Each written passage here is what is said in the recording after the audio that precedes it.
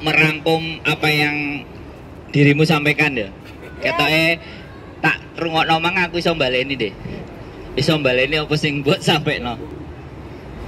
Karena memorine iki memorine Sandro itu salah. Ora bablas. Bukan, maksudnya pada saat teman-teman udah naik, aku review kan gitu loh. Yes. Dan betul. reviewnya nggak jauh-jauh dari apa yang disampaikan. Jadinya biar betul. habis ujian, kudu piye dibenakno nih. Tadi kan kayak gitu toh. Iya, betul. Harapannya betul. kan kayak gitu. Betul, Bos. Assalamualaikum warahmatullahi wabarakatuh. Teman-teman alam jagat raya yang dirahmati Gusti Allah. Karena melihat tipikal public speakingnya Gemblung si Mbak Aris Gemblung ini kan mendekati kayak tausiahnya Ustadz kan. Iya. Jadi membahas tentang bagaimana menghadapi atau berdamai dengan diri sendiri ketika menghadapi kehidupan. Ya kan? Paling tidak kesimpulannya kan seperti itu kan. Aku lihat kan, aku mau mencoba menggarisbawahi. Jadi ada beberapa hal yang akan kita bahas di hari ini. Hal dimana yang harus kita lakukan di saat kita itu menerima pelajaran hidup. Jadi tadi kan cerita itu pelajaran hidup. Yang pertama yang harus ada beberapa poin ya. Kalau tadi dihitung yang pertama adalah poin sabar. Yes. Poin ikhlas. Yes. Kemudian poin keimanan. Apa namanya tadi? Sabar, ikhlas, lapang dada. Iman. Lapang dada, kesungguhan kan belakangan. Kesungguhan itu di belakang. Yang di tengah kan yang lebih banyak tadi dibahas adalah kesabaran, kemudian keikhlasan dalam menerima, terus apa saja yang harus kita lakukan agar mampu mengobati luka-luka yang terjadi, ya kan? Tadi kan cenderung fokusnya ke arah sana. Jadi bagaimana sih kehidupan kita itu bisa kita hadapi walaupun beribu-ribu hempasan masalah, cobaan, ujian, badai, semuanya itu menyerang kita kan. Yang menjadi poin public speakingnya tadi kan itu kok. Ya, kalau aku merhatiin ya kan. Jadi oke teman-teman semuanya masih bisa diperhatikan saya ngomong masih jelas kan, kegantengan saya juga masih tampak terlihat kan. Nah. Joknya itu kayak gitu, Mbak, Bro. Ya, Jadi joknya nanti perlu di jadi oke, yang di pojok belakang tolong please jangan tidur ya. Perhatikan kegantengan saya dan isi materi saya ini akan menggugah Anda semuanya, membuka mata, membuka hati. Nah, kayak udah loh maksudnya. Oh iya. Berarti kurang enggak. Jadi itu bukan kita tidak ingin mengevaluasi siapapun, tapi nanti adanya yang kurang tapi kayak itu tadi gitu loh terus maksudnya. aku ngomong terus dia ngelihat oh berarti aku di mananya. Jadi next episode bisa pakai tema itu lagi, nyampein lagi gitu loh. Jadinya kan kurang proses belajarnya dapat kan? Proses betul. Jadi setelah kita harus ikhlas ya kan, kita harus sabar. Sabar itu tanpa batas. Jadi kalau diri kita itu sabar, artinya tidak ada yang dinamakan ngeluh karena kita sabar. Tetapi kalau masih ada ngeluh, berarti sebenarnya letak sabarnya itu belum full. Sabar itu tidak ada batas, tapi orang bilang bahwa kesabaran punya batas. Nah, ini yang harus digarisbawahi antara sabar dan bodoh itu juga tipis bedanya. Bisa nggak dipahami? Bisa nggak antara sabar dan bodoh itu tipis garisnya? Minder halus. Bukan? Coba yang ngerasa angkat tangan. Ceng. Jadi saya perlu jelaskan jelentrakan nih antara perbedaan sabar dan bodoh. Jadi kayak gini nih ceritanya. Ya, ketika kita menikah suami dan istri. Nah, ini kasus yang paling banyak terjadi di antara teman-teman.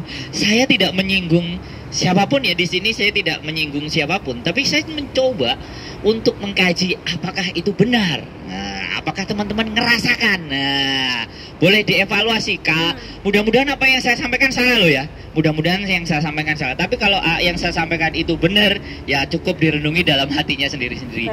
Jadi ketika kita berumah tangga, ya kan? Ketika kita itu berumah tangga ada ujian. Pertama kemungkinan kesabaran. Nah, sekarang fokusnya adalah bagaimana perbedaan antara sabar dan bodoh itu tipis gitu. Di mana letaknya? Jadi gini. Oke, pada saat kita belum menikah kita bebas ngelakuin apapun. Nah, setelah kita menikah, nah biasanya kita itu kalau perempuan ya, kalau sudah menikah otomatis kalau mau mens, nah kan suaminya nggak ngerti kan, nah otomatis kan ada yang minta gitu loh. Mah,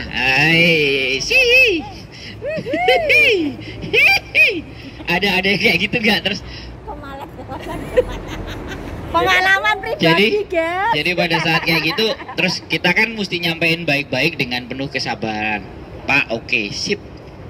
Tapi masih palang merah. Berarti kadang ada yang kecewa, berat. Nah, itu bagaimana cara kita menyampaikan dengan sebuah kesabaran. Jadi memohon untuk pasangan kita itu tahu. Nah, tapi bedanya dengan bodoh itu begini misalnya. Kita itu misalnya ya teman-teman sudah di sini kerja keras. Ya kan? Ini kerja keras. Ngirim duit. Ya, kerja keras ngirim duit, ya kan? Terus kita tahu aktivitas di rumah itu suami kita ngapain kan tahu. Wis gak ngapa-ngapain, ya kan? Ngersi omah gak tahu, dolaran HP, ya kan? Ngopi, cangkruk, ya kan? Terus tidak mencoba berpikir bagaimana caranya, mah duitmu yang mbok kirim iki, coba aku belikan sawah ya, atau coba aku sewain motor buat aku ngojek. Tapi cenderung dihabiskan mah duit entek, jaluk kiriman 2 juta, kayak gini. Dan misalnya ya 2 juta kayak apa? Kayak bayar listrik. Nah, istri kan tahu listrik di rumah itu berapa, keluarnya kan berapa kan tahu pastinya. Makan itu juga berapa pasti bisa ngitung. Kalau ternyata itu melebihi sesuatu yang kita berikan dan kita tetap ngasih, nah itu bodoh. Doesn't sabar. It's not doesn't sabar. Itu bukan sabar. Bodoh. Tetapi ada yang tetap melakukan hal seperti itu lantaran iku suamiku piye-piyene tak terima, ya wis dhek kate njaluk apa tak wehno. Sampai di sini bisa dipahami. Bisa. Tolong yang di belakang yang nggak paham silakan angkat tangan. Akan saya ulang kembali karena menentukan durasi. Itu andalannya public speaking. Ini kita baru membahas antara sabar dan bodoh. It's okay, fine. Berikutnya, itu perbedaan antara sabar dan bodoh. Jadi teman-teman bisa menyimpulkan sendiri. Saya tidak menginginkan teman-teman itu menjadi sabar, dalihnya bersabar. Tapi sebenarnya teman-teman itu tidak memahami arti sebenarnya sebuah kesabaran itu di mana. Kalau toh pun duitnya digelontorin banyak, kemudian dibelikan sawah, kemudian disewakan, terus kena hama wereng. That's it. Itu baru dinamakan sabar. Sabar Pak, belum rezekinya kita. Fine.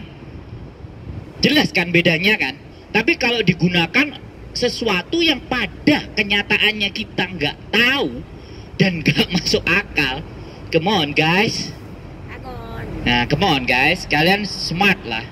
Kalian pintar. Kalian pasti akan tahu bagaimana suami itu menggunakan apa yang kita berikan. Aku nggak ngomong, tapi yang sebelah sana merhatiin saya. Kelihatannya mencoba untuk mau mendengarkan. Jadi aku sampai kalau yang sana mendengarkan apa yang saya sampaikan dan mendapatkan pelajaran boleh angkat tangan ya. Terima kasih. Kayak gitu loh. Public speaking itu kayak gitu ya. Oke. Berikutnya adalah ikhlas. Wah, ini kalau sing dibahas ambek kemblung iki sesuatu sing wow.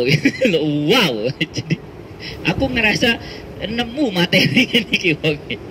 Ikhlas. Ikhlas itu Artinya menerima, ikhlas itu kan menerima atau sebenarnya ikhlas menerima dengan hati, ya kan. Nah kalau sabar tadi kan cenderung ngedem hati. Nek ikhlas kan menerima, tapi nek sabar itu ngedem hati kan. Jadi kita akan bisa ikhlas kalau kita itu sebenarnya tahu untuk apa yang dilakukan dan tujuannya bagaimana. Nah di saat tujuan itu tidak tercapai, tetapi usaha itu sudah kita lakukan dan terjadi, baru ikhlas.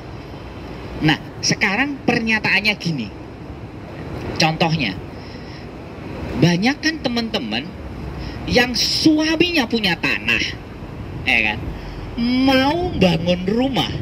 Nah, ini jenek gandengannya sama yang tadi. Mau bangun rumah terus ngomong, "Dek, iki enek rumahnya warisannya bapakku." Piye enek ade gawe omah. Karena kan kita membangun rumah tangga. Jadi enek tanggane dan rumahnya sing kudu dibangun. Oke, ya kan? Karena menjadi istri berpikir secara positif. Biar bayaran biar dadi omah. Ya. Nah, apakah ketika sudah jadi terus dia mengkhianati kita harus ikhlas?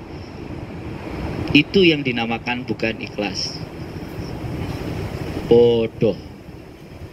Karena dia sebenarnya terjadi karena kita sama sekali tidak berpikiran negatif. Awalnya kan itu, ya wis bojoku lah, nggak akan nyelintung kan. Dan itu perasaan para wanita, dan itu tidak bisa dipungkiri. Betul tidak? Durasinya dowo. Demikian dari saya Sandro Egi Arifian. Terima kasih sudah mendengarkan. Like, komen, dan subscribe channel Sandro Jabrix. Assalamualaikum warahmatullahi wabarakatuh. Waalaikumsalam warahmatullahi wabarakatuh.